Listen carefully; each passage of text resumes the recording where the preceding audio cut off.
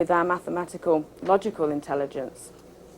A lot of people enjoy actually things like dressmaking or building models. That is using their visual spatial intelligence. And again, as far as a learning tool, we can use this by using visualization. And actually the mind mapping that we looked at in the last stage would be very, very useful to bring out this visual spatial intelligence.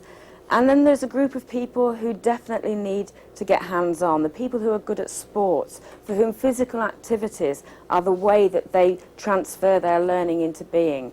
And they're the sort of people who would definitely need to be involved in actually learning, in experiments, in demonstrations, really working through and getting their hands into what they're actually learning about.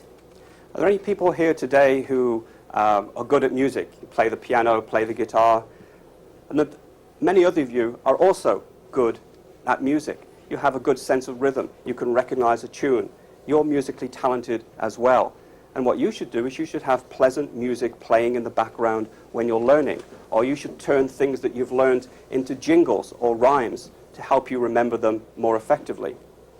Are there people here today who are good at note-taking, and you like to keep notes of everything that you do, and you also like to sit down and think and reflect and analyze what you're doing?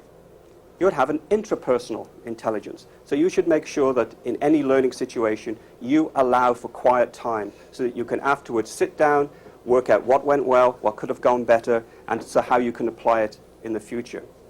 Are there people here who like working in teams? You like working with other people? Maybe you like helping other people or teaching other people. You would have an interpersonal intelligence. So you should make sure that the learning experiences for you is something that you do with other people. So you can share and compare notes with other people, and you will be much more effective in the learning process.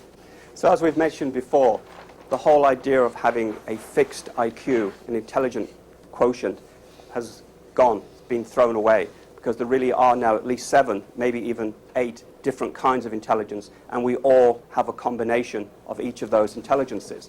So in the old days, what we like to call old-fashioned learning really was principled on the 2 intelligences, linguistic and logical mathematical. It really just gave you a one-hit, a single chance of learning. But today, we're talking about a multiple chance of learning by exposing to you the benefits of learning using all of these different intelligences. There's a lot of talk these days that every company must become a learning organization. Now, a learning organization is characterized by groups of people deciding for themselves what they need to learn in order for the company to succeed and for them to develop their personal skills. Let me give you a simple but dynamic idea that I've introduced into many of the companies that I work with. Small groups of people, say 5, form what I call learning action circles. Now, each month they decide what they'll learn. Then they each take a book or a tape course on the subject. At the end of the month, they each teach what they've learned to the others and how the ideas can be adapted to the company's own particular circumstances. The result? Then the very act of teaching it to the others really does ensure that you understand the subject well, and secondly, you get to master 5 times as much material in the same time. Now, that really is accelerated learning. I'm sure you could use the same idea in your own organization. Let's briefly look at how a language learner used an accelerated learning course, language course, through a whole range of his intelligences. I use post-it notes. The good thing about them is that you can stick them on and off different objects. I tend to stick them on objects that I don't know the words for. I had one on the drawer for le tiroir, and I could never remember the word for central heating, so I actually stuck one on the radiator with le chauffage central on it. And again, it was a very simple way of remembering keywords, key phrases.